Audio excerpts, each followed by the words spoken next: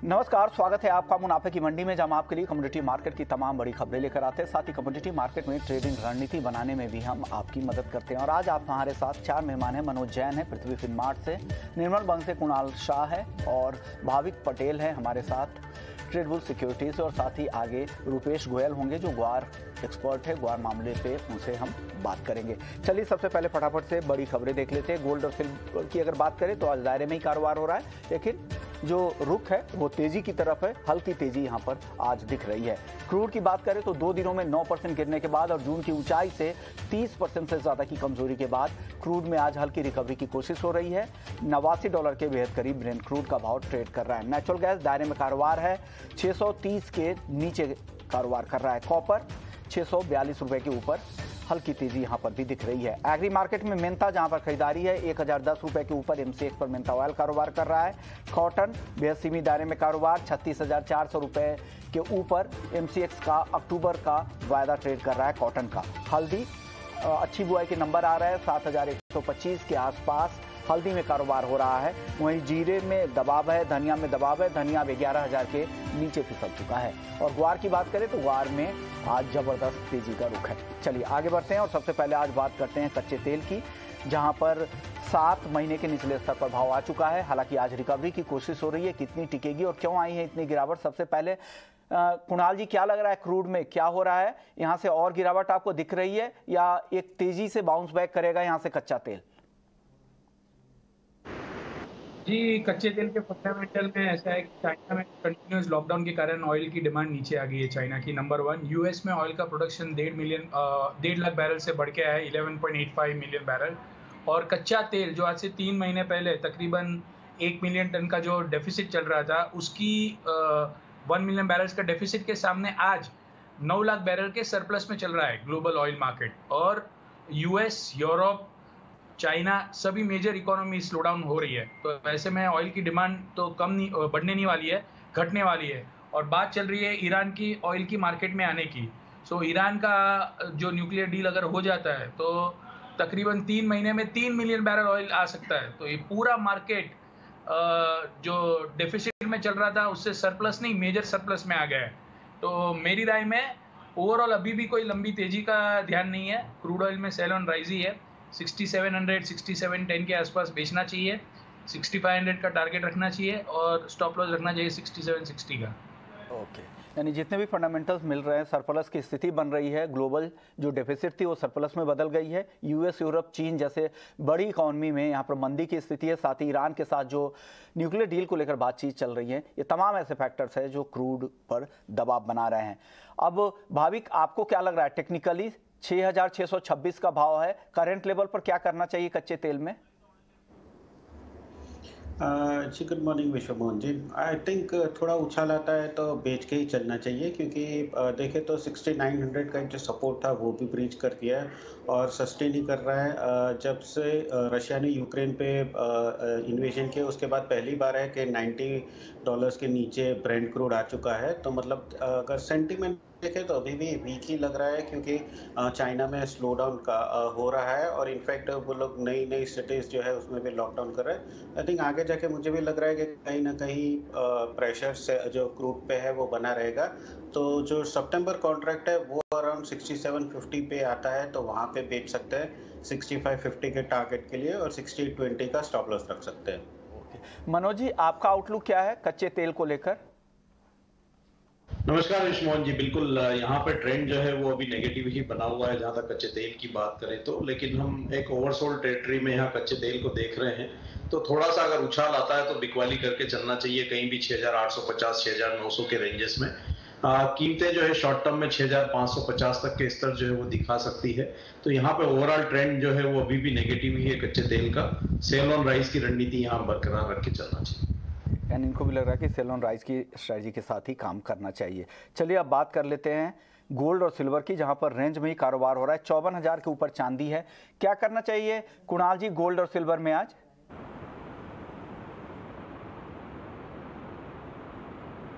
तो गोल्ड और सिल्वर में अगर आप फंडामेंटल देखेंगे तो डॉलर इंडेक्स का 110.70 का हाई टेस्ट करके 109.70 चल रहा है। तो आज भी थोड़ा फॉलो अप बाइंग आपको आते हुए देखने मिल सकता है। गोल्ड अराउंड 50,470 के आसपास बाय कर सकते हैं, 50,690 700 के टारगेट के लिए। और मुझे नहीं लग रहा है गोल्ड 50,350 के नीचे आ जाएगा। और सिल्वर की बात करें तो अराउंड 54,100 के आसपास बाय कर सकते हैं, 53,800 का स्टॉप लॉस रखिए, 54,650 के टारगेट के लिए आप वेट कर सकते हैं आज के दिन। यानी 50,300 के नीचे जाने की उम्मीद कम लग रही है गोल्ड की, तो वहाँ उसी के आसपास में अपना स्टॉप लॉस ज़रूर प्लेस कर लीजिएगा और फिर खरीदे गोल्ड। और 53,800 का स्टॉप लॉस चांदी में लगा लीजिएगा, फिर चांदी में खरीदारी कर सकते हैं। गोल्ड और सिल्वर दोनों ही खरीदारी की सलाह है, लेकिन बिना स्टॉप लॉस ट्रेड नहीं करें और जो भी आपकी कैपिटल है उससे 2% से ज़्यादा का रिस्क कभी भी ना ले। ये ट्रेडिंग में आप हमेशा ख्याल रखिएगा। मनोज जी, आपका व्यू क्या है गोल्ड और सिल्वर में? आज ट्रेडर्स को क्या सलाह दे रहे हैं आप? बिल्कुल, यहाँ पे ट्रेंड जो है वो चेंज होता हुआ दिख रहा है। सोने और चांदी की अगर बात करें तो डॉलर इंडेक्स में ऊपरी लेवल्स पर अब रेजिस्टेंस बनते हुए दिख रहे हैं। और आज ईसीबी का मीटिंग भी है जहां 75 बेसिस पॉइंट जो रेट हाइक संभावित है, तो उसके बाद यूरो में एक रिकवरी जो है वो बनती हुई दिख सकती है और डॉलर इंडेक्स में नरमी जो है वो आगे भी देखने को मिल सकती है। तो यहाँ सोने और चांदी के लिए जो ट्रेंड है वो सपोर्टिव रहेगा। आज यूएस फेड चेयरमैन की शाम में स्पीच भी है, तो उसके ऊपर नजर रहेगी। हालांकि यहाँ प्रोबेबिलिटी जो है वो फेड हाइक की 75 बेसिस पॉइंट की बढ़ती हुई नजर आई है, लेकिन कहीं ना कहीं मार्केट जो है इसको प्राइस इन कर रहा है। हमारा मानना है कि सोने और चांदी में जो बढ़त है वो आगे भी जारी रह सकती है। थोड़ा डिप मिले तो वहां पे फिर एक बार बाइंग करके चलना चाहिए। सोने की अगर बात करें तो 50,350 50,400 के जो स्तर है वो अच्छे होंगे बाइंग के लिहाज से। इंट्राडे में 50,660 का लक्ष्य रख सकते हैं। 1 से 2 दिन की अगर बात करें तो 50,800 भी यहाँ संभावित है। 50,180 का एक स्टॉप लॉस लगाएं। वहीं अगर चांदी की बात करें तो यहाँ भी थोड़ी गिरावट में 54,000 से 53,800 की रेंज में बाय कर सकते हैं। 53,350 का स्टॉप लॉस रखें। इंट्राडे में 54,600 तक के लक्ष्य रखे जा सकते हैं। 102 दिन की अगर बात करें तो यहाँ भी कीमतें फिर एक बार 55,000 तक के स्तर दिखा सकती है। गोल्ड और सिल्वर दोनों ही खरीदारी की राय कुणाल जी की तरफ से भी और मनोज जी की तरफ से। टारगेट 50,660 का गोल्ड का, 54,600 का चांदी का टारगेट है। स्टॉप लॉस है 50,180 रुपए का गोल्ड में और 53,300 का स्टॉप लॉस है चांदी के लिए। भाविक, आपकी कॉल क्या है गोल्ड और सिल्वर में? आप सहमत हैं दोनों एक्सपर्ट से आज? जी ज़रूर। आई थिंक मुझे लग रहा है कि आज चांदी ज़्यादा बेहतर लग रही है, वो थोड़ी स्ट्रांग लग रही है। और जैसे बताया कि आज ईसीबी की है तो एक्सपेक्टेशन है कि आज 75 बेसिस पॉइंट रेट हाइक आने वाली है। और वैसे भी डॉलर की अगर देखें तो जो रैली थी वो थोड़ी ज़्यादा ओवर स्ट्रेच हो गई है, तो मुझे लग रहा है कि ट्रेजरी यील्ड भी थोड़ा नीचे आ सकता है। और जो सोने और चांदी की चमक है आज के दिन रह सकती है। तो दिसंबर कॉन्ट्रैक्ट अगर चांदी आता है 53,800 के करीब तो बाय कर सकते हैं 54,500 के टारगेट के लिए और स्टॉप लॉस रख सकते हैं 53,300 का। चलिए अब बेस मेटल्स की पे नज़र डाल लेते हैं। हालांकि आज ज़्यादातर मेटल में यहाँ पे खरीदारी का ही रुख दिख रहा है। मनोज जी, बेस मेटल्स में कुछ पसंद आ रहा है? जिंक, एल्युमिनियम काफ़ी अच्छी तेजी है, 1.25 से 1.5% तक की तेजी है। कॉपर भी की तेजी भी अब बढ़ रही है, 642 रुपए के ऊपर है। क्या करना चाहिए? कुछ पसंद आ रहा है खरीदने के लिए आज? क्योंकि हम देख रहे हैं कल भी ट्रेड बैलेंस के नंबर्स आए वो काफी डिसअपॉइंटिंग थे। मतलब साफ तौर पर यह दिख रहा है कि कोविड-19 रिस्ट्रिक्शन जो चाइना में लगे हुए हैं उसके चलते वहां इंपोर्ट और एक्सपोर्ट्स में बड़ी गिरावट देखने को मिल रही है। यूरोपियन क्राइसिस भी यहाँ पे जारी है और उसके चलते भी डिमांड जो है प्रभावित होती हुई दिख रही है। दूसरा, ग्लोबल सेंट्रल बैंक्स की तरफ से मॉनेटरी टाइटनिंग भी जारी है। तो हमारा मानना है कि ये तेजी जो है ये सस्टेनेबल नहीं दिखती है। थोड़ी और बढ़त आती है तो कॉपर में बिकवाली की रणनीति बना के चलना चाहिए। 648 के अगर लेवल्स मिले इंट्राडे में तो बिकवाली के लिहाज से बेहतर होंगे। 655 का स्टॉप लॉस लगाएं। कीमतें फिर एक बार 635 तक के स्तर दिखा सकती है। यानी आपको जो तेजी आएगी उछाल पर बेचना है। 648 पे कॉपर बेचे, 635 के टारगेट के लिए और 655 का स्टॉप लॉस यहाँ पर प्लेस कर ले। कुणाल जी, ये मेटल में आप क्या सलाह देंगे? कोई टॉपिक है आपकी तरफ से आज?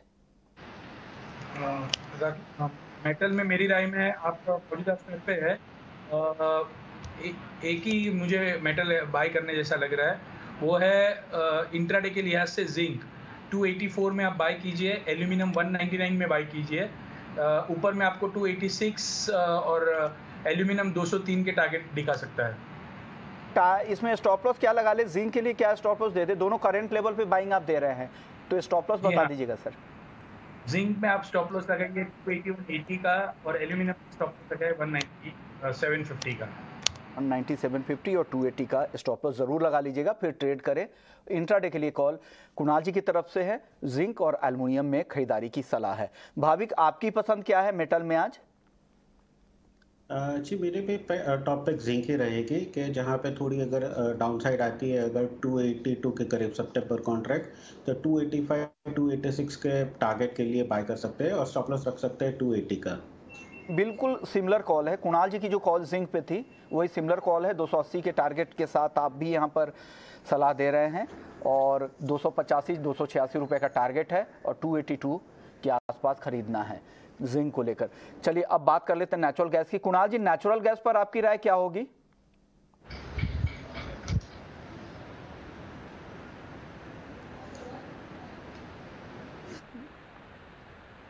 कुणाल जी, नेचुरल गैस पर आपसे पूछ रहा था कि क्या करना चाहिए आज? नेचुरल गैस भी सेल ऑन राइज की रणनीति अपनानी चाहिए। नेचुरल गैस में भी आपको मौजूदा स्तर से थोड़ा बहुत और नीचे ही जाता हुआ नजर आएगा। 632 के आसपास बेचिए, 638 का स्टॉप लॉस रख के 620 का टारगेट। 632 के आसपास बेचिए, जो करंट लेवल है उसी के आसपास 638 का स्टॉप लॉस लगाइए। 620 रुपये नीचे की तरफ दिखा सकता है। बेचने की सलाह है यहाँ पर नेचुरल गैस। मनोज जी, आपकी राय नेचुरल गैस पर? बिल्कुल, यहाँ ट्रेंड अभी डाउनवर्ड ही है, लेकिन एक हमने काफी सेलिंग कीमतों में देखी है, तो अगर थोड़ा सा अपसाइड देखने को मिलता है कहीं भी 640 42, तो वो स्तर जो है सेलिंग के लिहाज से अच्छे होंगे 658 के स्टॉप लॉस से। हमारा मानना है कि कीमतें शॉर्ट टर्म में 600 तक के जो स्तर है वो दिखा सकती है, तो थोड़ी बढ़त आने पे बिकवाली करें। काफी वोलेटाइल काउंटर है, इसलिए स्टॉप लॉस जरूर है। चलिए अब एग्री मार्केट की बात कर लेते हैं। एग्री मार्केट में सबसे पहले बात मसालों की कर लेते हैं। मनोज जी, मसालों में कुछ पसंद आ रहा है आज?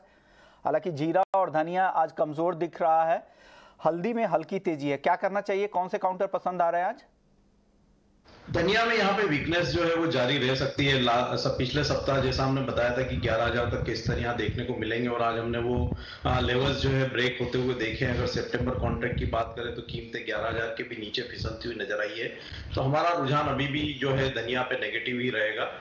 धनिया जो है अगर यहाँ थोड़ी सी बढ़त आती है 11,111 200, तो फिर एक बिकवाली की अच्छी जो है अपॉर्चुनिटी रहेगी सितंबर कॉन्ट्रैक्ट में। 11,440 का स्टॉप लॉस लगाएं, नीचे में 10,750। ओके। भाविक, आपकी पसंद क्या होगी? स्पाइसेस में तीनों काउंटर में से किस में ट्रेड करने की आप सलाह दे रहे हैं, हल्दी, जीरा या धनिया?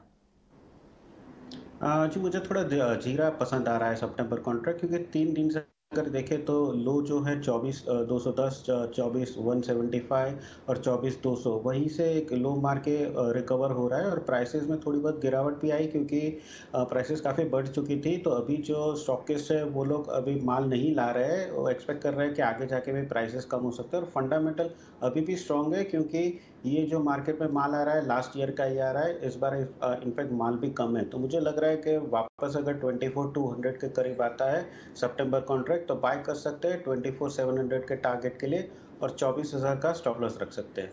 चलिए अब बात कर लेते हैं कॉटन की। हालांकि कॉटन के अब नए कॉन्ट्रैक्ट जनवरी से शुरू होंगे, तो वायदा में बहुत ज़्यादा वॉल्यूम नहीं है MCX पर, लेकिन कॉटन को लेकर आउटलुक आपका क्या है? कुणाल जी, क्या लग रहा है कॉटन में आगे क्या होगा? अगर फंडामेंटल की बात करते हैं तो मुझे लग रहा है कि कॉटन में है और भी थोड़ी गिरावट आएगी। जो हिसाब से चाइना से भी प्रेशर है, इंटरनेशनल मार्केट में डॉलर भी स्ट्रांग हुआ है, तो बहुत ज़्यादा मुझे तेज़ी नज़र नहीं आ रही है। सो मैं तो सेल ऑन राइज की रणनीति अपनाने के लिए रिकमेंड करूँगा। तेज़ी की उम्मीद नहीं आ रही। और हमने एक इंटरव्यू भी किया था, वहाँ पर कॉटन के कई सारे एक्सपर्ट्स थे, सुरेश कोटक समेत कई सारे दिग्गज थे। उनको लग रहा है कि इस बार उत्पादन अच्छा रहेगा और सरकार का भी जो टारगेट है 370 लाख गांठ उत्पादन का 2022-23 के लिए टारगेट सरकार ने रखा है। और कई सारे एक्सपर्ट्स को तो ये भी लगता है कि ये कंजर्वेटिव टारगेट ही है, आराम से इस बार उत्पादन बेहतर रहने की उम्मीद है, ऐसा एक्सपर्ट्स मानते हैं। मनोज जी, आपका व्यू कॉटन को लेकर, आपको क्या लग रहा है कॉटन में?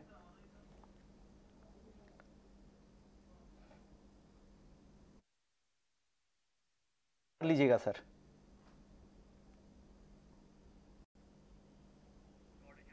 शायद ऑडियो में कुछ दिक्कत है। भाविक, आप बताइए कॉटन में क्या करें?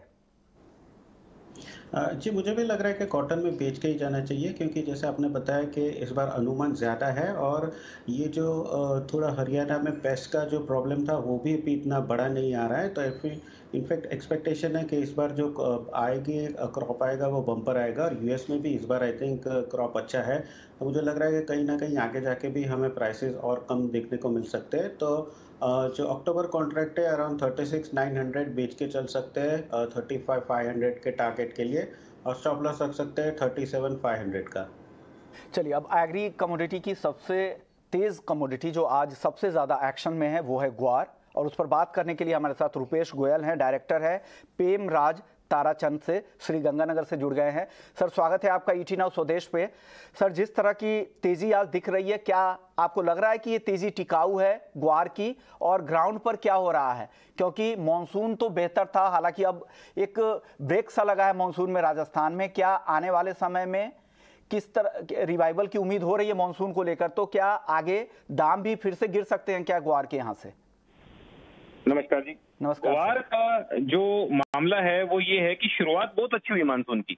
जून और जुलाई में भरपूर बारिशें हुई राजस्थान में, अच्छी जबरदस्त बिजाई हुई। पिछले सालों से 25 से 30% सरकारी आंकड़ों के अनुसार बिजाई अच्छी हुई, लेकिन बिजाई उससे भी ज्यादा बेटर थी, मतलब आंकड़ों से भी ज्यादा बेटर थी। लेकिन अब पिछले 25 दिनों से 20 दिनों से बारानी इलाके, जो कि बीकानेर, जैसलमेर, बाड़मेर, चूरू जिला, जो कि 50-60 लाख बोरी ग्वार देते हैं, वहां पर बारिश नहीं है। पकाव का समय है, ग्वार में फली लगने का समय है। पौधे की हाइट 2-2.5 फुट हो चुकी है, लेकिन बीज लगने का जो समय है, आज के दिन पानी की अत्यंत आवश्यकता है। मतलब पानी के लिए तरस रहे हैं पौधे। सफेदापन झलकने लगा है। रोज 5%, 3% नुकसान हर खेत में हो रहा है। मानसून विभाग, जो कि पहले 9-10 तारीख को एक अच्छी बारिश बता रहा था, उसको बढ़ा के उसने अब 17-18 तारीख तक कर दिया है। 17-18 तारीख तक भी नुकसान तो होगा, लेकिन अगर बारिश आ जाती है तो रिकवरी संभव है। आज के दिन ग्वार के जो प्राइस हैं वो डिमांड डिसाइड नहीं कर रही, वो सिर्फ और सिर्फ फसल डिसाइड करेगी। बड़ा क्रूशियल टाइम है ये। नेक्स्ट 15 दिन बहुत महत्वपूर्ण है ग्वार की फसल के लिए। आज के दिन बारानी ग्वार के बारे में हमारे यहाँ मारवाड़ में या रेगिस्तान में ये चर्चा चल रही है, मौसम साफ तो फसल हाफ। मतलब मौसम दिख नहीं रहा है। किसान जो कि इतने चाव से जिन्होंने बारिश को देखते हुए बिजाई की, आज आसमान की तरफ ताक रहे हैं कि बारिश बहुत जरूरी है। अगले 10 दिन में बारिश बहुत जरूरी है, नहीं तो बहुत बड़ा नुकसान फसल को हो सकता है। और मौसम विभाग का भी हालांकि अनुमान है कि अगले हफ्ते तक हो सकता है कि ड्राइनेस रहे, लेकिन उसके बाद मानसून थोड़ी शुरू हो सकती है, वापस से रिवाइवल दिख सकता है। तो बिल्कुल अगले हफ्ते, मतलब 16 तारीख के बाद मानसून एक्टिव होना चाहिए। अगर नहीं एक्टिव हुआ तो गम के भाव 12,000 रुपए हो सकते हैं और ग्वार के भाव 6,000 रुपए हो सकते हैं। लेकिन हमें निश्चिंत ईश्वर के आराधना करनी चाहिए कि भाई ये हो, क्योंकि फसल होगी तो ही हम नए सीजन में मिलर्स के लिए, ट्रेडर्स के लिए, किसान के लिए एक अच्छा दिन आएगा। यानी सब कुछ अब मानसून पे निर्भर करता है। अगर मानसून अगर समय पे आ गया हफ्ते से 10 दिन के अंदर, तो ग्वार में गिरावट आएगी, नहीं तो ग्वारगम 12,000 और 6,000 तक ग्वार सीड भी जा सकता है। ऐसा सर, यील्ड को लेकर और फसलों के प्रोग्रेस को लेकर भी कुछ चिंता है क्या ग्वार में? रुपेश जी, अगर ये सर्वत्र बारिश हुई, लंबी बारिश हुई 10-10 आंगल की, तो ग्वार की फसल 1,25,00,000 बैग भी हो सकती है। लेकिन अगर ये बारिश नहीं हुई या टुकड़ों में हुई या बहुत सीमित एरिया में हुई, तो ग्वार की फसल 70-75 लाख बोरी रह सकती है, जबकि डिमांड 1,25,00,000 बोरी की है और कैरी ओवर स्टॉक पिछले 5 सालों का लोवेस्ट है। तो सब कुछ अगले 15 दिन बारिश ईश्वर पे निर्भर है, और कोई फैक्टर अभी आज के दिन काम नहीं कर रहा, कहने को कोई कुछ भी कहे। यानी अगले 15 दिन तक ग्वार की चाल को जो ड्राइव यहाँ से करने वाला है वो मानसून का फैक्टर ही करेगा। मानसून की चाल पर ही सब कुछ निर्भर है, जैसा रुपेश जी को लगता है ग्राउंड पर है। और सबसे मेन है कि सबसे बड़ा एरिया जो है ग्वार के लिए गंगानगर, वहाँ से हैं, तो उनको ज़्यादा ग्राउंड पर पता है, इसलिए आपकी राय ली। शुक्रिया रुपेश जी, आपने वक्त निकाला हमारे लिए। चलिए वायदा बाजार में देख लेते हैं। आज 9,700 के ऊपर टिका हुआ है ग्वारगम, करीब 3.5% की तेज़ी यहाँ है। और अगर आप पिछले महीने जो दूसरा हफ्ता था अगस्त में, वहां की ऊंचाई से भी देखें तो करीब 18 से 20% की तेजी ग्वारगम में आ चुकी है।